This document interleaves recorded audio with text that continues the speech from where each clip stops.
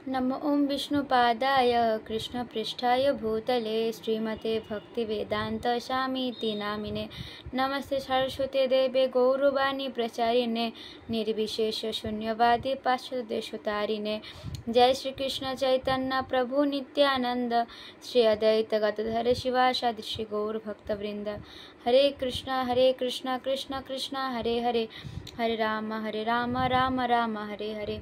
ओम नमः भगवते वासुदेवाय। ओम नमः भगवते वासुदेवाय। ओम नमः भगवते वासुदेवाय। प्रथम स्कंद नवम अध्याय श्लोक नंबर 32। श्री भीष्म उवाच इति मति उपकल्पिता वितृष्णा भगवती श्वासत पुंगवबिम्भुवि शशुकमुपगते कचिद्विहर्तुं प्रकृतिम् उपेशुषि जद्भव प्रवाह। श्री भीष्म उवाच। श्री भीष्मदेव बोललेन इति माने এইভাবে, মতি মানে চিন্তা, অনুভূতি এবং ইচ্ছা, উপকল্পিতা মানে সমর্পিত, বিতৃষ্ণা মানে সমস্ত ইন্দ্রিয় সুখ বাসনা থেকে মুক্ত, ভগবতী মানে পরমেশ্বর ভগবানে, শাশ্বত পুঙ্গবে মানে ভক্তশ্রেষ্ঠ, বিভূম্বি মানে মহান, সুসুখম মানে আত্মতৃপ্তি, উপগতে মানে যিনি প্রাপ্ত হয়েছেন, কচ্চিৎ মানে কখনো, বিহার্তুম মানে অপ্রাকৃত আনন্দজনিত, প্রকৃতি মানে জড় জগতে, উপেশুষি মানে হচ্ছে স্বীকার করেন, যদ্ভব মানে যার থেকে সৃষ্ট, প্রবাহ মানে সৃষ্টি স্থিতি এবং প্রলয়। অনুবাদ। বিশ্বদেব বললেন, আমার চিন্তা, অনুভূতি এবং ইচ্ছা যা এতদিন বিভিন্ন বিষয় এবং বৃত্তিগত কর্তব্যে নিয়োজিত ছিল, তা এখন সর্বশক্তিমান ভগবান শ্রীকৃষ্ণের বিনয়যুক্ত হোক। তিনি সর্বদা আত্মতৃপ্তি, কিন্তু কখনো কখনো ভক্তকুল শ্রেষ্ঠ রূপে তিনি এই জড়জগতে অবতরণ করে অপ্রাকৃত আনন্দ উপভোগ করেন, যদিও এই জড় জগৎ তার থেকে সৃষ্ট হয়েছে। তাৎপর্য। যেহেতু ভীষ্মদেব ছিলেন একজন রাষ্ট্রনেতা, কুরুবংশের প্রধান, মহারথী এবং ক্ষত্রিয় কুলের নায়ক, তাই তার মন বিভিন্ন বিষয়ে পরিব্যাপ্ত ছিল। তার চিন্তা, অনুভূতি এবং ইচ্ছা বিভিন্ন ব্যাপারে নিযুক্ত ছিল। এখন শুদ্ধ ভগবদ্ভক্তি লাভ করার জন্য তার চিন্তা, অনুভূতি এবং ইচ্ছা তিনি ভগবান শ্রীকৃষ্ণের পরম সত্তায় নিবদ্ধ করতে চেয়েছিলেন। এখানে তাকে ভক্তশ্রেষ্ঠ ও সর্বশক্তিমান বলে বর্ণনা করা হয়েছে। যদিও ভগবান শ্রীকৃষ্ণ আদি পুরুষ, তবুও তিনি স্বয়ং এই মর্তলোকে অবতরণ করেন তার শুদ্ধ ভক্তকে ভক্তিযোগ রূপ বর প্রদান করার জন্য। কখনো তিনি ভগবান শ্রীকৃষ্ণ রূপে অবতরণ করেন, আবার কখনো শ্রী চৈতন্য মহাপ্রভু রূপে। উভয় রূপে তিনি ভক্ত শ্রেষ্ঠ। ভগবানের শুদ্ধ ভক্তদের তার সেবা ছাড়া অন্য কোনো বাসনা নেই এবং তাই তাদের বলা হয় শাশ্বত। ভগবান হচ্ছেন এই সমস্ত শাশ্বতদের মধ্যে প্রধান। ভীষ্মদেব তাই অন্য কোনো বাসনা ছিল না। যতক্ষণ পর্যন্ত না কেউ সমস্ত প্রকার জড় বাসনা থেকে মুক্ত হচ্ছে, ভগবান তার প্রতি বা প্রভু হন না। বাসনাকে ত্যাগ করা যায় না, তাকে কেবল শুদ্ধ করতে হয়। শ্রীমদ্ ভগবদ গীতায় 10 নম্বর অধ্যায় 10 নম্বর শ্লোকে ভগবান স্বয়ং প্রতিপন্ন করেছেন যে তিনি তার সেবায় নিরন্তরভাবে নিয়োজিত তার শুদ্ধ ভক্তের হৃদয় থেকে উপদেশ প্রদান করে থাকেন। এই প্রকার উপদেশ জড় উদ্দেশ্য সাধনের জন্য প্রদান করা হয় না, কেবল ভগবদ্ধামে প্রত্যাবর্তন করার জন্যই তা করা হয়ে থাকে। যে সমস্ত সাধারণ মানুষ জড় প্রকৃতির ওপর প্রভুত্ব করতে চায়, তাদের ভগবান যে কেবল এ কার্যের অনুমোদন ও পর্যবেক্ষণ করেন তাই নয়, তাদের ভগবদ্ধাম প্রত্যাবর্তনেরও জন্য কোনো প্রকার উপদেশ প্রদান করে না। সেটি হচ্ছে ভক্ত এবং অভক্ত উভয় প্রকার জীবের সঙ্গে ভগবানের ব্যবহারের তারতম্য। রাজ্যে রাজা যেমন বন্দী এবং মুক্ত উভয় প্রজারই শাসক, তেমনি ভগবানও সমস্ত জীবের নায়ক, কিন্তু ভক্ত এবং অভক্তের পার্থক্য অনুসারে তিনি তাদের সঙ্গে আচরণ করেন। অভক্তেরা কখনো ভগবানের কাছ থেকে উপদেশ গ্রহণের প্রয়োজন বোধ করে না এবং তাই ভগবানও তাদের ক্ষেত্রে নীরব থাকে, যদিও তিনি তাদের সমস্ত কার্যকলাপ পর্যবেক্ষণ করেন এবং কার্য অনুসারে ভালো মন্দ ফল প্রদান করে থাকেন। ভক্ত এই প্রকার জড়জাগতিক ভালো মন্দের ঊর্ধ্বে তার মুক্তির পথে প্রগতিশীল এবং তাই তাদের কোনো প্রকার জড় বাসনা নেই। ভক্ত জানে যে ভগবান শ্রীকৃষ্ণ হচ্ছেন আদি নারায়ণ, কেননা ভগবান শ্রীকৃষ্ণ তার অংশ প্রকাশের মাধ্যমে সমগ্র জড় সৃষ্টির মূল উৎসস্বরূপ কারণ দক্ষায় বিষ্ণু রূপে আবির্ভূত হন। ভগবানও তার শুদ্ধ ভক্তদের সঙ্গ লাভ করার বাসনা করেন এবং তাদের জন্যই কেবল তিনি এই জড়জগতে অবতরণ করেন এবং তাদের অনুপ্রাণিত করেন।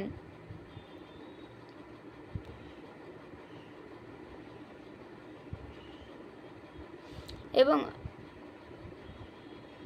ভগবান স্বেচ্ছায় অবতীর্ণ হন, তিনি জড়া প্রকৃতি বাধ্য নন, তাই তাকে এখানে বিভু বা সর্বশক্তিমান বলে বর্ণনা করা হয়েছে, কেননা তিনি জড় প্রকৃতির নিয়মের দ্বারা আবদ্ধ নন।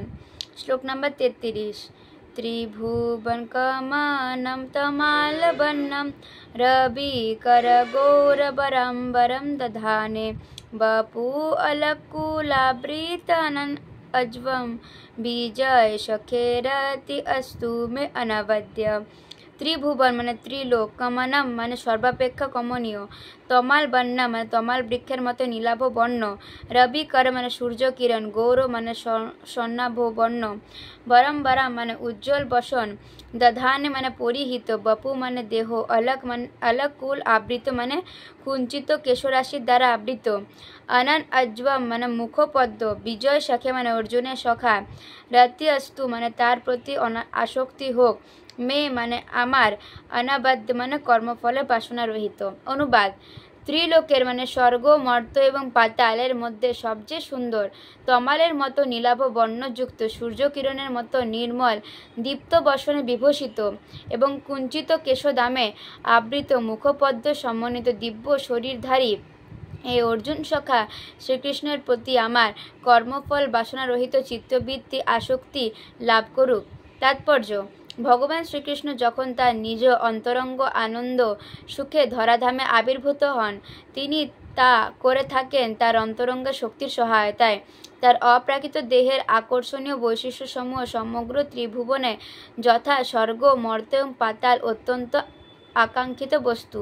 ব্রহ্মাণ্ডের আর কোথাও ভগবান শ্রীকৃষ্ণের মতো এমন সুন্দর অঙ্গশ্রী নেই, তাই তার অপ্রাকৃত দেহের সঙ্গে জড়ের দ্বারা সৃষ্ট বস্তুর কোনো সম্পর্ক নেই। এখানে অর্জুনকে বিজয়ী রূপে বর্ণনা করা হয়েছে এবং কৃষ্ণকে তার অন্তরঙ্গ সখারূপে বর্ণনা করা হয়েছে। কুরুক্ষেত্রে যুদ্ধের পরে সরসজ্জায় শায়িত অবস্থায় ভীষ্মদেব অর্জুনের রথের সারথিরূপে পরিহিত শ্রীকৃষ্ণের বিশেষ বসনের কথা স্মরণ করছেন।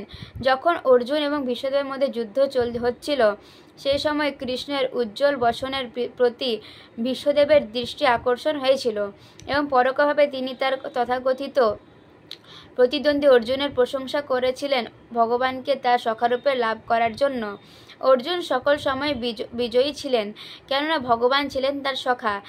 এই সুযোগ গ্রহণ করে ভীষ্মদেব ভগবানকে বিজয় সখে বলে সম্বোধন করেছেন, কেননা ভগবানকে যখন তার সঙ্গে বিভিন্ন রসে সম্পর্কিত ভক্তের নামের সঙ্গে সংযুক্তভাবে সম্বোধন করা হয়, তখন তিনি প্রীত হন।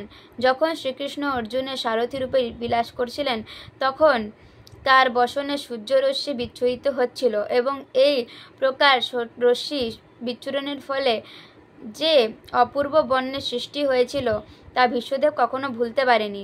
মহারথী রূপে তিনি শ্রীকৃষ্ণের সঙ্গে এই বীর রস উপভোগ করেছিলেন। ভগবানের সঙ্গে যে কোনো একটি রসের দিব্য সম্পর্কে সম্পর্কিত হয়ে বিশেষ বিশেষ ভক্ত সর্বোচ্চ আনন্দ উপভোগ করে থাকেন।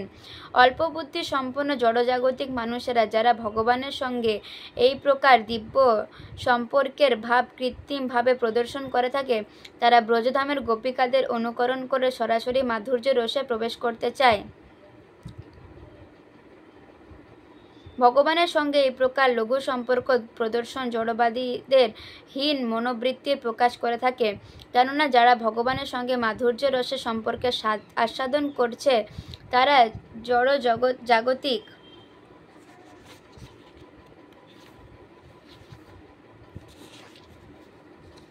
মিথুন সম্পর্ক পদার্থকে কখনো আসক্ত হতে পারে না, যা এমনকি জড়বাদী নীতিদের দ্বারা নিন্দিত হয়ে থাকে।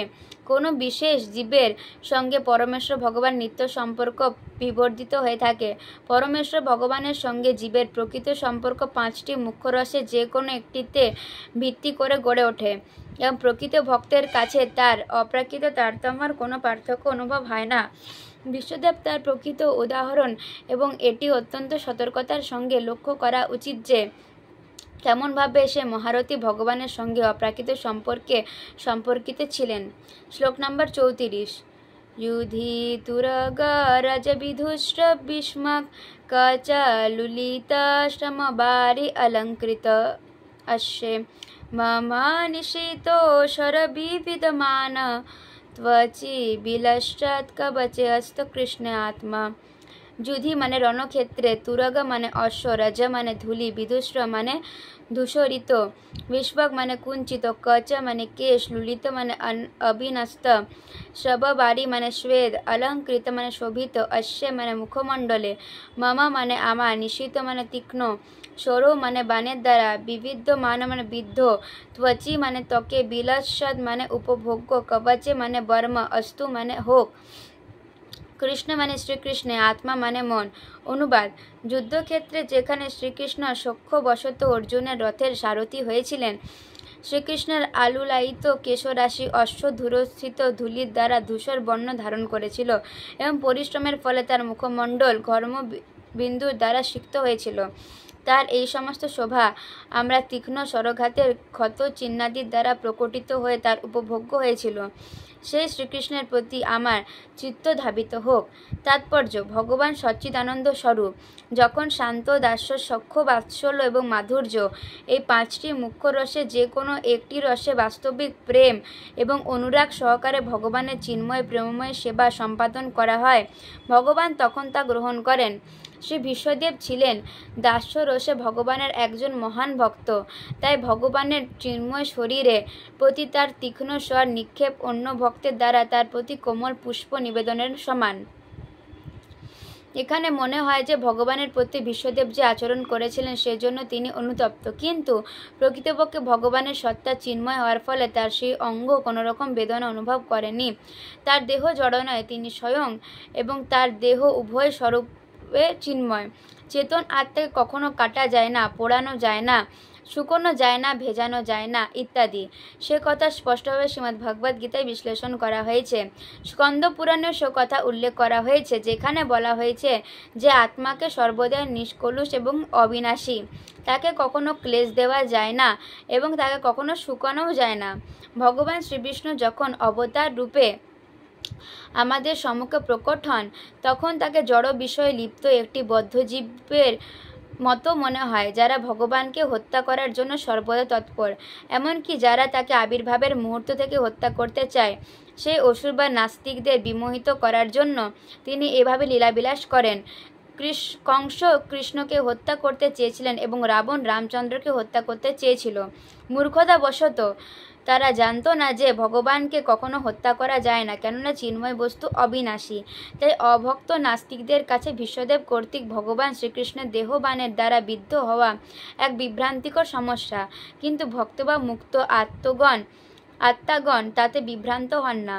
বিশ্বদেব ভগবানের পরম করুণাময় ভাবের প্রশংসা করেছেন, কেননা তিনি বিশ্বদেবের তীক্ষ্ণ বাণের দ্বারা বিদ্ধ হয়ে বিচলিত হওয়া সত্ত্বেও অর্জুনকে একলা ছেড়ে যাননি। আবার তিনি বিশ্বদেবের মৃত্যুশয্যায় নিকটে আসতেও নারাজ হননি।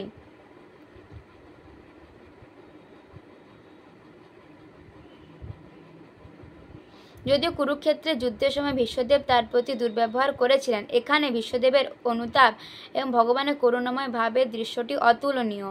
একজন মহান আচার্য এবং মাধুর্য রসে ভগবানের ভক্ত শ্রী বিশ্বনাথ চক্রবর্তী ঠাকুর এই সম্পর্কে এক অত্যন্ত মহত্বপূর্ণ মন্তব্য করেছেন। তিনি বলেছেন যে বিশ্বদেবের তীক্ষ্ণ বাণের দ্বারা ভগবানের দেহ যে আহত হয়েছিল তা ভগবানের কাছে সম্ভোগেচ্ছার প্রবল আবেগের ফলে প্রেমিকার দংশনের মতো আনন্দদায়ক। প্রেমিকার দ্বারা এই প্রকার দংশন শত্রুতার লক্ষণ বলে মনে হয় না, যদিও তার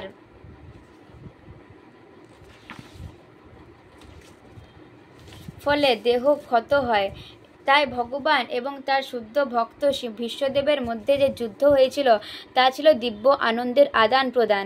আর তাছাড়া যেহেতু ভগবানের শরীর এবং ভগবান অভিন্ন, তাই তার সেই চিন্ময় শরীরে আঘাতে কোনো সম্ভাবনা ছিল না। আপাত দৃষ্টিতে তীক্ষ্ণ বাণের দ্বারা যে ক্ষত তা সাধারণত মানুষের পক্ষে ভ্রান্তিজনক, কিন্তু পরম তত্ত্ব সম্বন্ধে যার সামান্য জ্ঞানও আছে তিনি বুঝতে পারেন যে সেটি হচ্ছে বীররসের চিন্ময় আদান প্রদান। ভীষ্মদেব তীক্ষ্ণ বাণের দ্বারা যে ক্ষত উৎপাদন করেছিল তার ফলে ভগবান পূর্ণরূপে প্রসন্ন হয়েছিলেন।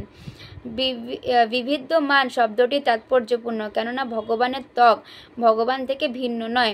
যেহেতু আমাদের ত্বক আমাদের আত্মা থেকে ভিন্ন, তাই আমাদের বেলায় বিবিধমান বা আহত হওয়া বা কাটা অত্যন্ত উপযুক্ত শব্দ হতো। চিন্ময় আনন্দ বিভিন্ন প্রকার বৈচিত্র্য সমন্বিত এবং জড় জাগতিক কার্যকলাপের বৈচিত্র্য চিন্ময় আনন্দের বিকৃত প্রতিফলন মাত্র। যেহেতু জড়জগতে সব কিছুই গুণগতভাবে জড়, তাই তা ভ্রান্তিপূর্ণ, কিন্তু চিন্ময় স্তরে যেহেতু সব কিছুই চিন্ময়, সেখানে বিভিন্ন প্রকার আনন্দ রয়েছে যাতে কোনো প্রকার উন্মত্ততা নেই। ভগবানের মহান ভক্ত ভীষ্মদেবের দ্বারা আহত হয়ে ভগবান আনন্দ উপভোগ করেছেন, এবং যেহেতু ভীষ্মদেব হচ্ছেন বীর রসের ভক্ত, তাই ক্ষত বিক্ষত অবস্থায় শ্রীকৃষ্ণের রূপের প্রতি তিনি তার মনকে একাগ্রীভূত করেছেন। শ্লোক নম্বর 35। সপদি সখী বচনী সম মধ্যে নিজ পরयो বলयो রথম নিবস্য স্থিতবতী পরশৌনিক আয়ু অক্ষা হতবতী পার্থ সখেরতি মমস্তু। সম্পাদ সপদি মানে রণাঙ্গনের, সখী বচ মানে সখার আদেশে, নিঃসম মানে শ্রবণ করে, মধ্যে মানে মধ্যস্থলে, নিজ মানে তার নিজের, পরোয়া মানে বিপক্ষের, বলয় মানে শক্তি, রথম মানে রথ, নিবস্য মানে প্রবেশ করে, স্থিতবতী মানে অবস্থান করার সময়, পর সৈনিক মানে বিপক্ষের সৈনিকের, আয়ু মানে আয়ু, অক্ষা মানে দৃষ্টিপাতের দ্বারা, হতবতী মানে হরণ করেছিলেন, পার্থ মানে পিতা পুত্র মানে কুন্তি পুত্র অর্জুনের, সখে মানে সখাকে, রতি মানে অন্তরঙ্গ সম্পর্ক, মম মানে আমার, অস্তু মানে হোক। অনুবাদ: অর্জুনের আদেশ পালনার্থে তার সখা ভগবান শ্রীকৃষ্ণর কুরুক্ষেত্রের রণাঙ্গনে দুর্যোধনের সৈন্যদের মাঝখানে তার রথটি নিয়ে গিয়েছিলেন, এবং তখন সেখানে তার কৃপা কটাক্ষের দ্বারা বিপক্ষ দলের আয়ু হরণ করে নিলেন। শত্রুর দিক শুধুমাত্র তার দৃষ্টিপাতের ফলে তা সাধিত হলো। আমার চিত্ত সে শ্রীকৃষ্ণে নিবদ্ধ হোক। তাৎপর্য: শ্রীমদ্ ভগবদ্ গীতায়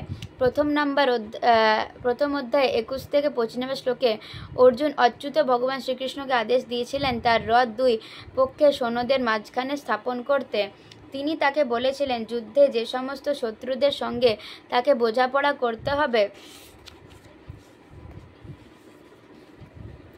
তাদের নিরীক্ষণ শেষ না করার পর্যন্ত রথটি যেন তিনি সেখানেই রাখে। ভগবানকে সে কথা বলা হলো, তিনি তৎক্ষণাৎ তা করেছিলেন, ঠিক একজন আজ্ঞাবাহকের মতো। ভগবানের বিরোধী পক্ষের সমস্ত গুরুত্বপূর্ণ ব্যক্তিদের দেখিয়ে বললেন, এখানে ভীষ্ম, এখানে দ্রোণ ইত্যাদি পরম আত্মা হওয়ার ফলে ভগবান কারোরই আজ্ঞাবাহক অথবা আদেশ পালক নন, তা তিনি যেই হোক না কেন, কিন্তু তার স্নেহের বশবর্তী হয়ে তিনি কখনো কখনো একজন প্রতীক্ষমান ভৃত্যের মতো তার ভক্তের আদেশ পালন করেন। ভক্তের আদেশ পালন করে ভগবান প্রসন্ন হন, ঠিক যেন পিতা তার শিশুপুত্রের আদেশ পালন করে তৃপ্তি লাভ করে। ভগবান এবং তার ভক্তের মধ্যে শুদ্ধ চিন্ময় প্রেমের ফলে তা সম্ভব। বিশ্বদেব সে কথা ভালোভাবে জানতেন, তাই তিনি ভগবানকে পার্থ সখে বলে সম্বোধন করেছেন। ভগবান তার কৃপাপূর্ব দৃষ্টিপাতের দ্বারা বিরোধী পক্ষের আয়ু হ্রাস করেছিলেন। কথিত হয় যে কুরুক্ষেত্রে যুদ্ধক্ষেত্রে সমবেত সমস্ত যোদ্ধারা তাদের মৃত্যুর সময় সাক্ষাৎভাবে ভগবানকে দর্শন করার ফলে মুক্তি লাভ করেছিলেন। তাই অর্জুনের শত্রুদের আয়ু হ্রাস করার অর্থ এই নয় যে ভগবানের অর্জুনের পক্ষ অবলম্বন করেছিলেন। প্রকৃতপক্ষে তিনি বিরোধী দলের প্রতি কৃপাপরায়ণ ছিলেন, কেননা তারা যদি সাধারণভাবে তাদের গৃহে দেহত্যাগ করতেন তাহলে তারা মুক্তি লাভ করতেন না। এখানে মৃত্যুর সময় ভগবানকে দর্শন করার সুযোগ হয়েছিল এবং তার ফলে তারা সংসার বন্ধন থেকে মুক্তি লাভ করেছিলেন। তাই ভগবান হচ্ছেন সর্বমঙ্গলময় এবং তিনি যা করেন তা সকলের মঙ্গলের জন্যই। আপাত দৃষ্টিতে সেই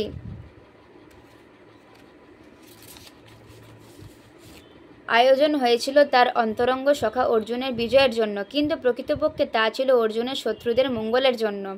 ভগবানের দিব্য কার্যকলাপ এমনই, এবং তা যিনি হৃদয়ঙ্গম করতে পারেন তিনি তার দেহত্যাগের পর মুক্তি লাভ করেন।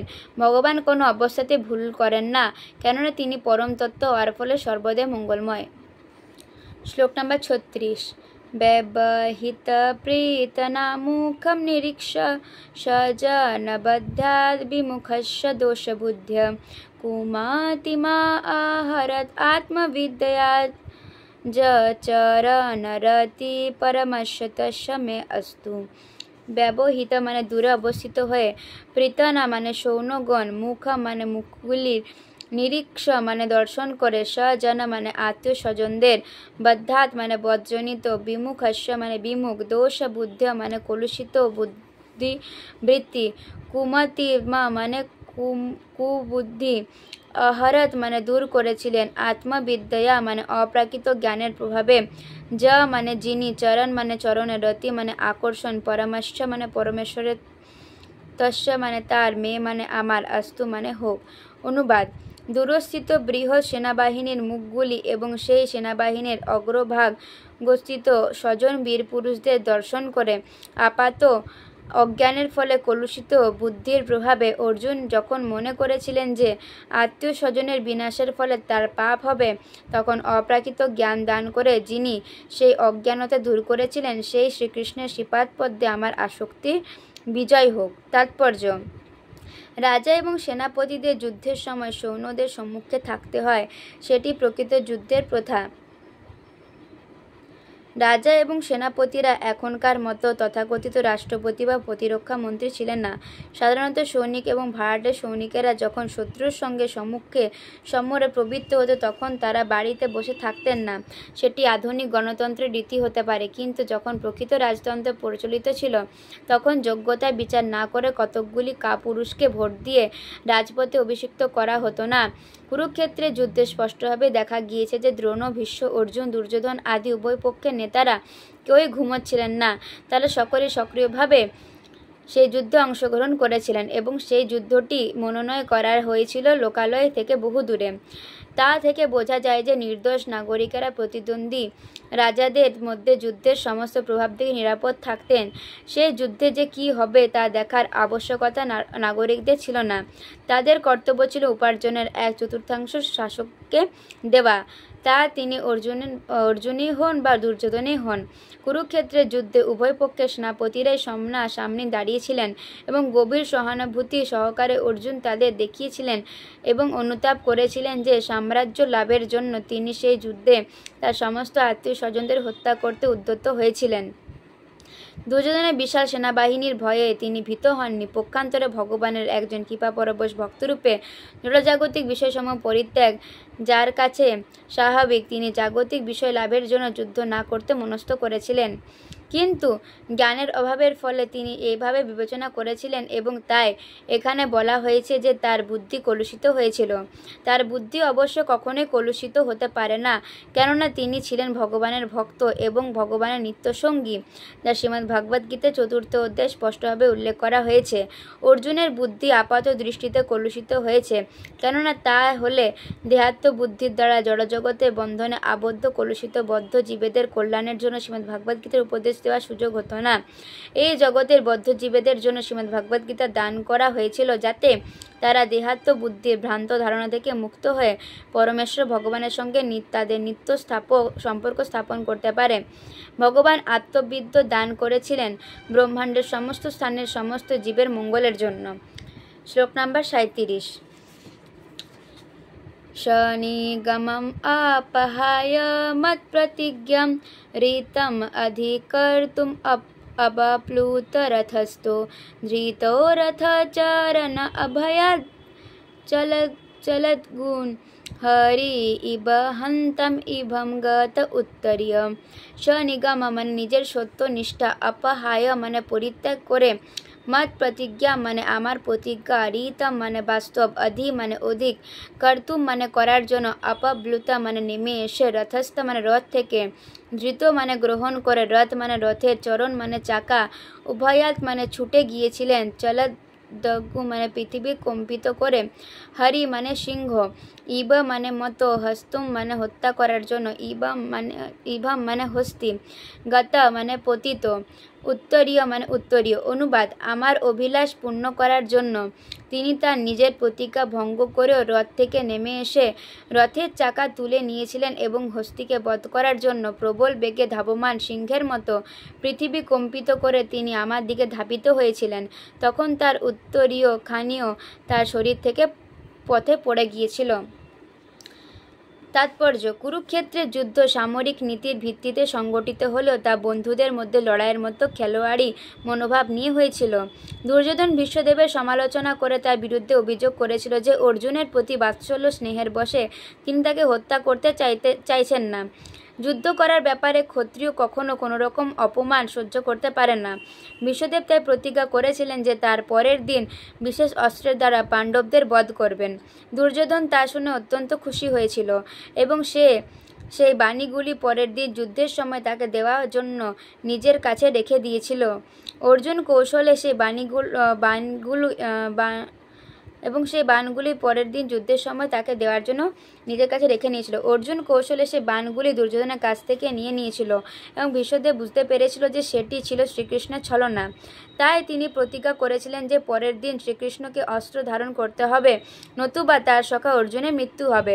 পরের দিন ভীষ্মদেব এমন প্রচণ্ডভাবে যুদ্ধ করেছিলেন যে অর্জুন এবং কৃষ্ণ উভয় সংকটে পড়েছিলেন।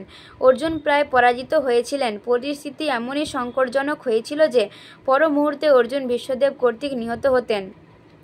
তখন শ্রীকৃষ্ণ তার ভক্ত ভীষ্মের প্রতিজ্ঞা রক্ষা করে তাকে সন্তুষ্ট করতে চেয়েছিলেন, যা ছিল তার নিজের প্রতিজ্ঞা থেকে অধিক গুরুত্বপূর্ণ। তখন মনে হয়েছিল যে তিনি তার নিজের প্রতিজ্ঞা ভঙ্গ করেছেন।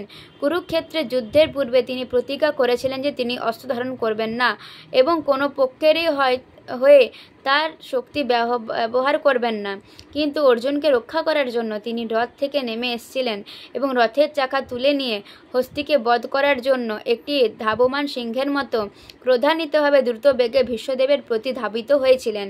সেইভাবে ধাবিত হওয়ার ফলে তার উত্তরীয় পড়ে গিয়েছিল এবং ক্রোধের আবেশে তিনি তা বুঝতে পারেননি। ভীষ্মদেব তৎক্ষণাৎ অস্ত্র পরিত্যাগ করে তার প্রিয় প্রভু শ্রীকৃষ্ণের কর্তৃক নিহত হওয়ার জন্য তার রথের ওপর দাঁড়িয়েছিলেন।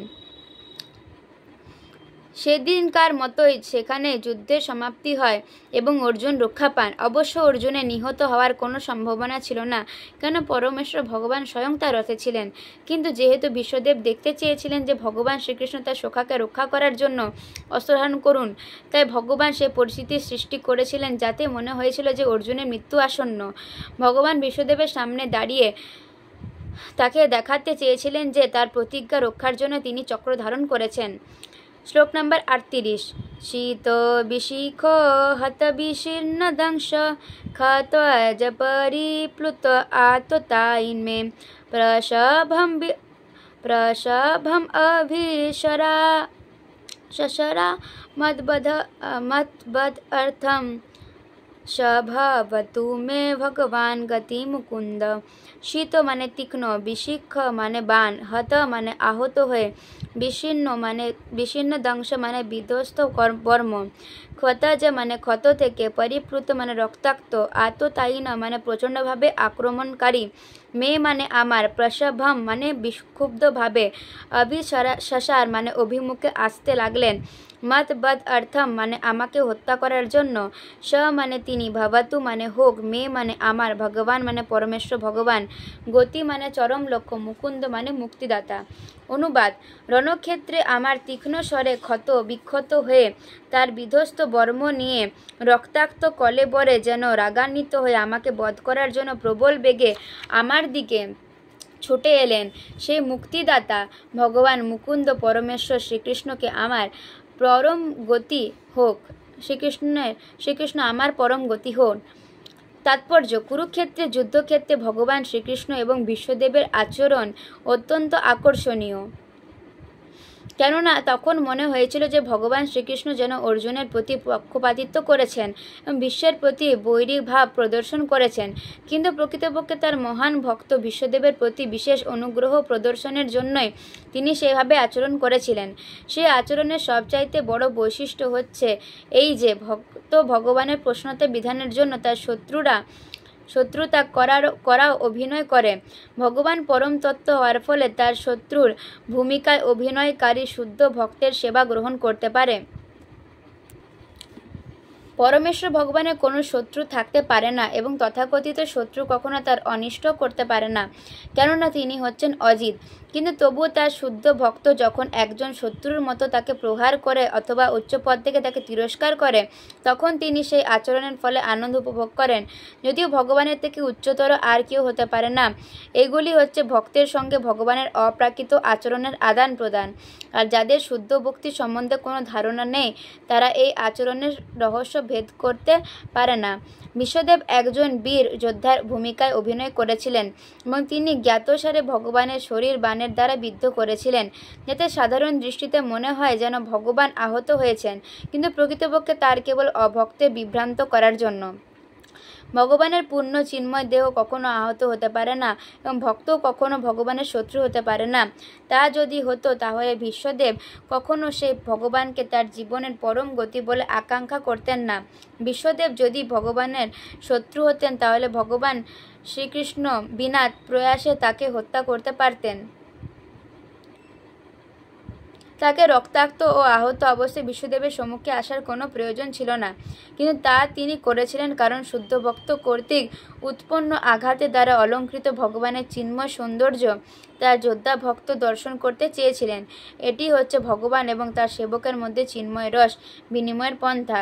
এই প্রকার বিনিময়ের ফলে ভগবান এবং তার ভক্ত তাদের নিজ নিজ স্থানে মহিমান্বিত হন।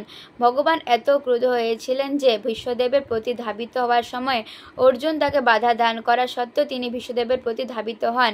ঠিক যেভাবে একজন প্রেমিক সমস্ত বাধা বিপত্তি উপেক্ষা করে তার প্রেমিকার প্রতি ধাবিত হয়। আপাত দৃষ্টিতে মনে হয়েছিল যেন বিশ্বদেবকে হত্যা করতে বদ্ধপরিকর, কিন্তু প্রকৃতপক্ষে তার সেই আচরণ ছিল তার মহান ভক্তকে প্রসন্নতা করার জন্যই। ভগবান নিঃসন্দেহে সমস্ত বদ্ধ জীবের পরিত্রাণকারী। নির্বিশেষবাদীরা তার কাছে মুক্তি চায় এবং তিনি তাদের বাসনা অনুসারে তাদের পুরস্কৃত করেন। কিন্তু এখানে বিশ্বদেব ভগবানকে তার স্বরূপে দর্শন করার অভিলাষী করেছিলেন। ভগবানের সমস্ত শুদ্ধ ভক্তরাই এই অভিলাষ করেন। শ্লোক নাম্বার 39। বিজয় রথা কুটুম্ব আত্মতোত্রে ধৃত রশ্মিনি তৎশ্রিয়া ইক্ষণীয়ে ভগবতীরতি অস্তু মে মুর্মশ জম ইহ নিরীক্ষ হতা গতা স্বরূপম। বিজয় মানে অর্জুন, রথ মানে রথ, কুটুম্ব মানে সর্বতভাবে রক্ষণীয়, আত্মতত্রে মানে ডান হাতে চাবুক নিয়ে, ধৃত হয় রশ্মিনী মানে বলগার দ্বারা অশ্বদের নিয়ন্ত্রণকারী, তৎশ্রিয়া মানে সুন্দরভাবে দণ্ডায়মান, নিয়ে মানে শোভা পাচ্ছেন যিনি, তাকে ভগবতী মানে পরমেশ্বর ভগবানকে, রতি অস্তুমে মানে আমি যেন আকৃষ্ট, মুমূর্ষ মানে মৃত্যু পথযাত্রী, জম মানে যাকে, ইহ মানে জগতে, নিরীক্ষ মানে দর্শন করে, হতা মানে যাদের মৃত্যু হয়েছে, গতা মানে লাভ করেছেন, স্বরূপ মানে হচ্ছে স্বরূপ।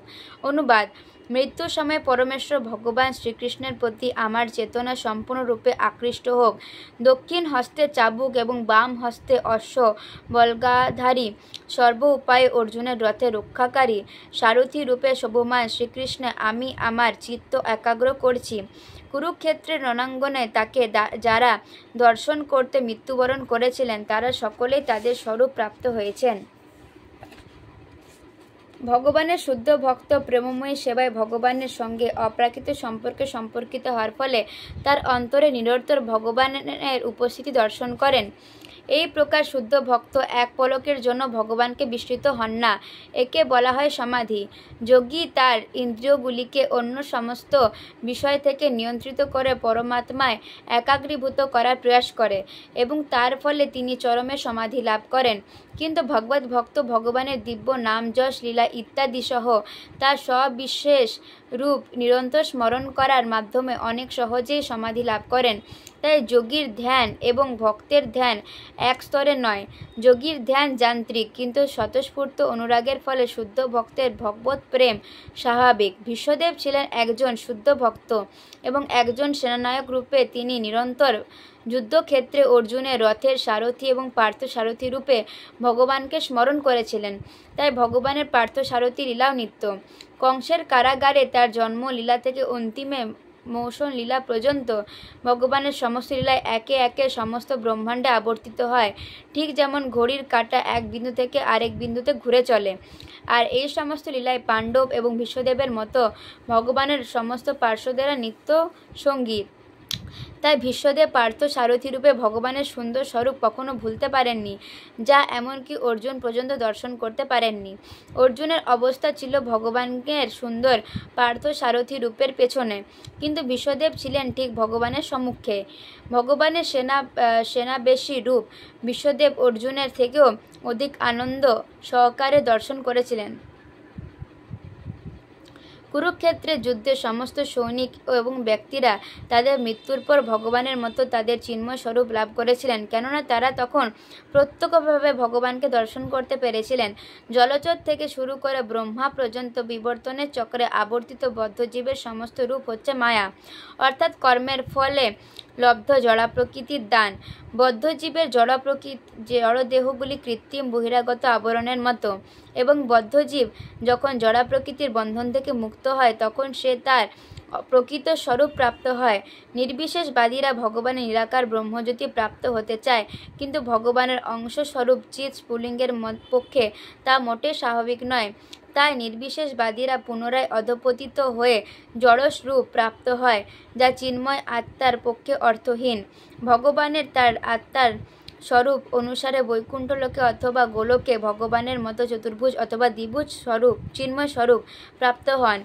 সম্পূর্ণ চিন্ময় এইরূপই হচ্ছে জীবের স্বরূপ। এবং কুরুক্ষেত্রের যুদ্ধে উভয় পক্ষেই যারা যোগদান করেছিলেন তারা তাদের স্বরূপ প্রাপ্ত হয়েছিলেন, যা ভীষ্মদেব এখানে প্রতিপন্ন করেছেন। তাই ভগবান কেবল পাণ্ডবদের প্রতি কৃপাপরায়ণ ছিলেন না, তিনি অপরপক্ষের প্রতিও কৃপাপরায়ণ ছিলেন, কেননা তারা সকলে একই ফল লাভ করেছিলেন। বিশ্বদেবও সে সুযোগ চেয়েছিলেন, এবং যদিও ভগবান পার্শ্বরূপে তার স্থিতি সর্ব অবস্থাতে নিশ্চিত হয়েছে, তথাপি সেটিও ছিল ভগবানের কাছে তার প্রার্থনা। অতএব সিদ্ধান্ত হচ্ছে যে এই যে অন্তরে অথবা বাইরে ভগবানকে দর্শন করে যিনি দেহত্যাগ করে তিনি তার স্বরূপ প্রাপ্ত হন, যা হচ্ছে ভগবানের সর্বোচ্চ সিদ্ধি। শ্লোক নম্বর 40। ললিত গতি বিলাস বলুহাস প্রণয় নিরীক্ষণ কল্পিত উরুমানা কৃতমনুকৃতবত উন্মত্তদ্ভা প্রকৃতিম অগণ কিল যস্য গোপবদ্ভ। ললিত মানে সুন্দর, গতি মানে গমন ভঙ্গি, বিলাস মানে মনোমুগ্ধকর, বলুহাস মানে মধুর হাস্য, প্রণয় মানে প্রেমপূর্ণ, নিরীক্ষণ মানে দৃষ্টিপাত, কল্পিত মানে মনোভাব, উরুমানা মানে মহামহিমান্বিত, কৃতমনুকর্তব্য মানে গমনের অনুকরণ করে, উন্মদধ্বা মানে আনন্দের অতিশয্যে উন্মত্ত, প্রকৃতি মানে স্বরূপ, আগন মানে প্রাপ্ত হয়েছিলেন, কিল মানে অবশ্যই, যস্য মানে যার, গোপবধবা মানে গোপকন্যাগণ। অনুবাদ: আমার চিত্ত শ্রীকৃষ্ণে নিবদ্ধ হোক, যার সুন্দর গমনভঙ্গি, মধু হাস্য এবং প্রেমপূর্ণ ঈক্ষণ ব্রজগোপীদের আকর্ষণ করেছিল। রাসনৃত্য এবং তার অন্তর্হিত হওয়ার পর গোপিকারা তার বিরহে উন্মত্তবোধ হয়ে তার গমনভঙ্গি ও বিবিধ কার্যকলাপের অনুকরণ করেছিলেন। তাৎপর্য: ব্রজভূমির বালিকারা সমস্তরে তার সঙ্গে নৃত্য করে, দাম্পত্য প্রেমে তাকে আলিঙ্গন করে, রসিকতাপূর্বক তার সঙ্গে হাস্য পরিহাস করে এবং প্রেমপূর্ণ নয়নে তার প্রতি দৃষ্টিপাত করে প্রেমময়ী সেবায় গভীর আনন্দে তার সঙ্গে একাত্ম হয়েছিলেন। অর্জুনের সঙ্গে ভগবানের সম্পর্ক ভীষ্মদেবের মতো ভক্তের কাছে নিঃসন্দেহে প্রশংসনীয়, কিন্তু ব্রজগোপিকাদের সঙ্গে ভগবানের সম্পর্ক অধিক শুদ্ধ প্রেমময়ী সেবার ফলে অধিক প্রশংসনীয়। ভগবানের কৃপায় অর্জুন সারথী রূপে ভগবানের সখ্যপূর্ণ সেবা লাভের সৌভাগ্য অর্জন করেছিলেন, কিন্তু ভগবান অর্জুনকে সমান শক্তি প্রদান করেননি। কিন্তু গোপিকারা ভগবানের সমান পদ প্রাপ্ত হয়ে প্রায় ভগবানের সঙ্গে একাত্ম হয়ে গিয়েছিলেন। বিশ্বদেবের গোপীদের স্মরণ করার অভিলাষ তার জীবনের অন্তিম সময় তার কৃপা লাভের জন্য প্রার্থনা। ভগবানের শুদ্ধ ভক্তেরা যখন মহিমান্বিত হন তখন ভগবান অধিক প্রসন্ন হন, এবং তাই বিশ্বদেব কেবল তার স্নেহাস্পদ অর্জুনের প্রশংসা করেননি, ভগবান প্রেমময় সেবায় যারা অতুলনীয় সৌভাগ্য অর্জন করেছিলেন সে গোপিকাদেরও স্মরণ করেছিলেন। ভগবানের সঙ্গে গোপীদের সম্মতা কখনো নির্বিশেষবাদীদের সাযুজ্য মুক্তির মতো মনে করে ভুল করা উচিত নয়। সেই সমতা এক পূর্ণ আনন্দ অভিভূত, যেখানে ভিন্ন হওয়ার ধারণা সম্পূর্ণরূপে লুপ্ত হয়ে যায়, কেননা গভীর প্রেমে প্রেমিক এবং প্রেমিকার আকাঙ্ক্ষা এক। শ্লোক নাম্বার 41। মুনি গণানিপবর্জা সংকুলে অন্ত সদর্শি যুধিষ্ঠিরাজসূয়ে এষাম অহর্ণম উপপেদ ঈক্ষণীয় মম দৃশ্যি গোচর এষ অবিরাত্মা। মুনিগণ মানে মুনিগণ, নিপবর্জ মানে শ্রেষ্ঠ নরপতিগণ, সংকুলে মানে মহান সমাবেশে, অন্তঃসদর্শী মানে সভায়, যুধিষ্ঠির মানে মহারাজ যুধিষ্ঠিরের, রাজসূয়ে মানে রাজসূয় যজ্ঞে, এসা মানে সর্বোৎকৃষ্ট ব্যক্তিদের মধ্যে, অহর্ণম মানে পূজা, উপপেদ মানে গ্রহণ করেছিলেন, ঈক্ষণীয় মানে আকর্ষণীয় বস্তু, মম মানে আমার, দৃষ্টি মানে দৃষ্টি, গোচর মানে অন্তর্ভুক্ত, এষ আবি মানে প্রত্যক্ষভাবে বিরাজমান, আত্মা মানে আত্মা। অনুবাদ: মহারাজ যুধিষ্ঠিরের রাজস্ব যজ্ঞে সমস্ত মুনি, ঋষি এবং শ্রেষ্ঠ নরপতিদের মহান সমাবেশ হয়েছিল, এবং সেই সভায় শ্রীকৃষ্ণ পরমেশ্বর ভগবান রূপে সকলের দ্বারা পূজিত হয়েছিলেন। আমি তা প্রত্যক্ষভাবে দর্শন করেছিলাম, এবং তার চরণে আমার চিত্ত নিবদ্ধ করার জন্য আমি সেই ঘটনা স্মরণ করছি।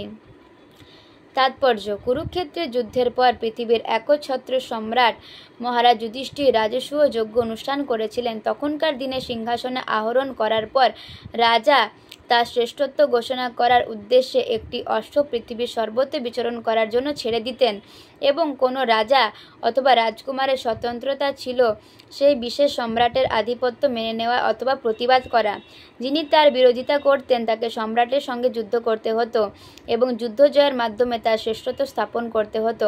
পরাজিত প্রতিদ্বন্দ্বীকে তার নিজের জীবন উৎসর্গ করে তার জায়গায় অন্য রাজার আসন পেতে দিতে হতো। মহারাজ যুধিষ্ঠির এই প্রকার প্রতিদ্বন্দ্বিতা ঘোষণা করে পৃথিবীর সর্বত্র বিচরণ করার জন্য অশ্ব ছেড়েছিলেন, এবং পৃথিবীর সমস্ত শাসনকারী রাজা এবং রাজকুমারেরা পৃথিবীর একচ্ছত্র সম্রাট রূপে মহারাজ যুধিষ্ঠিরের নেতৃত্ব বরণ করে নিয়েছিলেন। তারপর মহারাজ যুধিষ্ঠির অধীনস্থ পৃথিবীর এই সমস্ত শাসকেরা এক মহান রাজসূয় যজ্ঞে অংশগ্রহণ করার জন্য নিমন্ত্রিত হয়েছিলেন। এই প্রকার যজ্ঞ অনুষ্ঠানে কোটি কোটি টাকার প্রয়োজন হতো, তাই কোনো ক্ষুদ্র রাজার পক্ষে তা করা সম্ভব ছিল না। এই প্রকার যজ্ঞ অত্যন্ত ব্যয়বহুল এবং বর্তমান পরিস্থিতিতে অনুষ্ঠান করা কঠিন বলে এই কলিযুগে তা অনুষ্ঠান করা সম্ভব নয়। আর তাছাড়া এই যজ্ঞে দায়িত্বভার গ্রহণ করার মতো সুদক্ষ পুরোহিত পাওয়া সম্ভব নয়। পৃথিবীর সমস্ত রাজা, মহাজ্ঞানী ঋষিরা এইভাবে নিমন্ত্রিত হয়ে মহারাজ যুধিষ্ঠিরের রাজধানীতে সমবেত হয়েছিলেন। মহান দার্শনিক, ধর্মবিদ, চিকিৎসক, বৈজ্ঞানিক এবং মহর্ষি সমন্বিত সমগ্র বিদ্বৎ সমাজ নিমন্ত্রিত হয়েছিল, অর্থাৎ ব্রাহ্মণ এবং ক্ষত্রিয়রা ছিলেন সমাজের নেতৃস্থানীয় ব্যক্তি, এবং সেই সভায় তারা সকলে নিমন্ত্রিত হয়েছিলেন। বৈশ্য এবং শূদ্রেরা সমাজের নগণ্য সদস্য বলে এখানে তাদের উল্লেখ করা হয়নি। আধুনিক যুগে সামাজিক কার্যকলাপে পরিবর্তন হওয়ার ফলে বৃত্তির ভিত্তিতে মানুষের গুরুত্বের পরিবর্তন হয়েছে। সেই মহতী সভায় শ্রীকৃষ্ণ ছিলেন সকলের নয়নের মণি। সকলেই শ্রীকৃষ্ণকে দর্শন করতে চেয়েছিলেন, এবং তারা সকলে তাকে তাদের শ্রদ্ধা নিবেদন করতে চেয়েছিলেন। বিশ্বদেবের সেই সমস্ত কথা মনে পড়েছিল, এবং তার আরাধ্য ভগবান যে তার সম্মুখে স্বয়ং উপস্থিত ছিলেন সেজন্য তিনি আনন্দিত হয়েছিলেন। সুতরাং পরমেশ্বর ভগবানের ধ্যান হচ্ছে তার কার্যকলাপ, রূপ, লীলা, নাম এবং যশের ধ্যান। পরমেশ্বর নির্বিশেষ রূপে ধ্যান বলে যা কল্পনা করা হয় তার চেয়ে এই পন্থা অনেক সহজ। শ্রীমদ্ ভগবদ গীতায় 12 নম্বর অধ্যায় 5 নম্বর শ্লোকে স্পষ্টভাবে উল্লেখ করা হয়েছে যে ভগবানের নির্বিশেষ রূপে ধ্যান অত্যন্ত কঠিন। প্রকৃতপক্ষে তা কোনো ধ্যানই নয়, তা কেবল সময়ের অপচয় মাত্র, কেননা তাতে বাঞ্ছিত ফল লাভ করা অত্যন্ত কঠিন। ভগবত ভক্তেরা কিন্তু ভগবানের বাস্তব রূপ এবং লীলায় ধ্যান করেন এবং তাই ভক্তেরা ভগবানকে সহজে লাভ করতে পারেন। সে কথা শ্রীমদ্ ভগবদ গীতায় 12 নম্বর অধ্যায় 9 নম্বর শ্লোকে উল্লেখ করা হয়েছে। ভগবান তার চিন্ময় কার্যকলাপ থেকে অভিন্ন। এই শ্লোকেও ইঙ্গিত করা হয়েছে যে ভগবান শ্রীকৃষ্ণকে পরমেশ্বর ভগবান রূপে স্বীকার না করা হলেও তিনি যখন প্রকৃতপক্ষের মানব সমাজে উপস্থিত ছিলেন, বিশেষ করে কুরুক্ষেত্রের যুদ্ধে, তখন তাকে সেই সময়কার সবচাইতে মহান পুরুষ বলে স্বীকার করা হয়েছিল। একজন অত্যন্ত মহান ব্যক্তি তার মৃত্যুর পর ভগবান বলে পূজিত হন বলে যে অপপ্রচার করা হয় তা অত্যন্ত ভ্রান্তিজনক, কেননা মৃত্যুর পর কেউই ভগবান হতে পারে না। তেমনি আবার পরমেশ্বর ভগবান কখনো মানুষ হতে পারেন না, এমনকি যখন তিনি স্বয়ং উপস্থিত থাকেন তখনও নয়। এই দুটি ধারণাই ভ্রান্ত। মানুষের ভগবান হওয়ার যে মতবাদ অ্যানথ্রোপোমরফিজম তা কখনোই ভগবান শ্রীকৃষ্ণের বেলায় প্রয়োগ করা যেতে পারে না।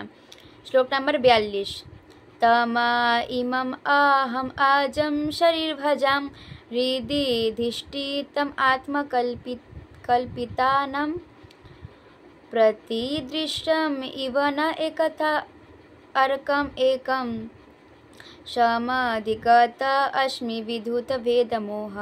তম মানে সে পরমেশ্বর ভগবান, ইমম মানে এখন আমার সম্মুখে উপস্থিত, অহম মানে আমি, অজম মানে প্রকৃত জন্মরহিত, শরীর ভাজম মানে বদ্ধ জীবেদের, হৃদি মানে হৃদয়, ধিষ্ঠিতা মানে অধিষ্ঠিত, আত্মা মানে পরমাত্মা, কল্পিতানাম মানে মনোধর্মীদের, প্রতিদৃশ্যম মানে সমস্ত দিকে, এইব মানে মতো, ন একধা মানে অনেক, অর্কম মানে সূর্য, একম মানে একমাত্র, সমাধিগত অস্মি মানে আমি সমাধি লাভ করেছি, বিধূত মানে মুক্ত হয়ে, ভেদ মোহ মানে দ্বৈতভাবের মোহ মুক্তি হয়ে। অনুবাদ: এখন আমি পূর্ণ একাগ্রতা সহকারে আমার সম্মুখে উপস্থিত ভগবান শ্রীকৃষ্ণের ধ্যান করতে পারি, কারণ তার সম্বন্ধে আমার দ্বৈতভাবের সমস্ত মোহ এখন দূর হয়ে গেছে। তিনি এক এবং অদ্বিতীয় হওয়ার সত্ত্বেও সকলের হৃদয়ে, এমনকি মনোধর্মীদের হৃদয়ে পর্যন্ত বিরাজ করেন। সূর্য ভিন্ন ভিন্নভাবে প্রতিভাত হলেও সূর্য একটি। তাৎপর্য: শ্রীকৃষ্ণ এক এবং অদ্বিতীয় পরমেশ্বর ভগবান, কিন্তু তিনি তার অচিন্ত্য শক্তির প্রভাবে নিজেকে বহু অংশে বিস্তার করেছেন। তার অচিন্ত্য শক্তি সম্বন্ধে অজ্ঞতার ফলে দ্বৈত ধারণার উদয় হয়। শ্রীমদ্ ভগবদ গীতায় 9 নম্বর অধ্যায় 11 নম্বর শ্লোকে ভগবান বলেছেন যে মূর্খেরাই কেবল তাকে একজন সাধারণ মানুষ বলে মনে করে। এই প্রকার মূর্খ মানুষেরা তার অচিন্ত্য শক্তি সম্বন্ধে অবগত নয়। তার অচিন্ত্য শক্তির প্রভাবে তিনি সকলের হৃদয়ে বিরাজমান, ঠিক যেমন সূর্য পৃথিবীর সর্বত্র সকলের সম্মুখে বিরাজমান। ভগবানের পরমাত্মা রূপে তার অংশের বিস্তার তার অচিন্ত্য শক্তির দ্বারা তিনি তো সকলের হৃদয়ে পরমাত্মা রূপে নিজেকে বিস্তার করেন এবং তার অঙ্গজ্যোতির দ্বারা তিনি নিজেকে ব্রহ্মজ্যোতি রূপেও বিস্তার করেন।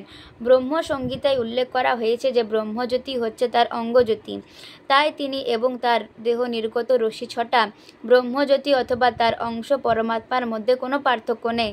যে সমস্ত নির্বোধ মানুষেরা সেই তত্ত্ব অবগত নয় তারাই কেবল মনে করে যে ব্রহ্মজ্যোতি পরমাত্মা হচ্ছে ভগবান শ্রীকৃষ্ণ থেকে ভিন্ন। এই ভ্রান্ত দ্বৈত ধারণা বিশ্বদেবের মন থেকে সম্পূর্ণরূপে অপসারিত হয়েছিল এবং ভগবান শ্রীকৃষ্ণের যে কেবল সব কিছু সর্বস্ব তা জেনে তিনি প্রসন্ন হয়েছিলেন। এই জ্ঞান মহাত্মা বা ভগবত ভক্তেরা লাভ করেন, যে সম্বন্ধে শ্রীমদ্ ভগবদ গীতায় 7 নম্বর অধ্যায় 19 নম্বর শ্লোকে উল্লেখ করা হয়েছে যে বাসুদেবই সব কিছু এবং বাসুদেব ব্যতীত কোনো কিছুই অস্তিত্ব নেই। বাসুদেব বা ভগবান শ্রীকৃষ্ণ হচ্ছেন আদি পুরুষ, যা এখানে একজন মহাজন কর্তৃক প্রতিপাদিত হয়েছে এবং তাই একজন সাধক ভক্ত এবং শুদ্ধ ভক্ত উভয়ে কর্তব্য হচ্ছে তার পদাঙ্ক অনুসরণ করা। সেটি হচ্ছে ভগবত ভক্তির মার্গ। বিশ্বদেবের আরাধ্য হচ্ছে পার্থ সারথী রূপে ভগবান শ্রীকৃষ্ণ এবং সেই কৃষ্ণই বৃন্দাবনে গোপিকাদের পরম আকর্ষণীয় শ্যাম সুন্দর। কখনো কখনো নির্বোধ পণ্ডিতেরা ভ্রান্তিবশত মনে করে যে বৃন্দাবনে শ্রীকৃষ্ণ এবং কুরুক্ষেত্রের যুদ্ধে শ্রীকৃষ্ণ ভিন্ন ব্যক্তি, কিন্তু ভীষ্মদেবের মন থেকে সেরকম ধারণা সম্পূর্ণরূপে অপসারিত হয়েছিল। এমনকি নির্বিশেষবাদীদের পরম লক্ষ্যবস্তু নির্বিশেষ ব্রহ্মজ্যোতিও শ্রীকৃষ্ণ এবং যোগীদের পরম লক্ষ্য পরমাত্মা শ্রীকৃষ্ণ। ব্রহ্মজ্যোতি এবং অন্তর্যামী পরমাত্মা উভয় শ্রীকৃষ্ণ, কিন্তু কৃষ্ণের সঙ্গে যে মধুর সম্পর্ক স্থাপন করা যায় তা ব্রহ্মজ্যোতি বা পরমাত্মার সঙ্গে করা যায় না। তার নির্বিশেষ রূপ তিনি পার্থ সারথী এবং বৃন্দাবনের শ্যামসুন্দর উভয়ে, কিন্তু তার সবিশেষ রূপে তিনি পার্থ সারথী এবং বৃন্দাবনের শ্যামসুন্দর উভয়ে, কিন্তু তার নির্বিশেষ রূপে তিনি ব্রহ্মজ্যোতিতে নেই এবং পরমাত্মাতেও নেই। বিশ্বদেবের মতো মহাত্মাগণ শ্রীকৃষ্ণকে সমস্ত স্বরূপের উৎস বলে জেনে উপলব্ধি করেন যে এই সমস্ত বিভিন্ন রূপ ভগবান শ্রীকৃষ্ণরই। জয় শ্রীমদ্ ভাগবতম কি জয়, শিল প্রভুপাদ কি জয়।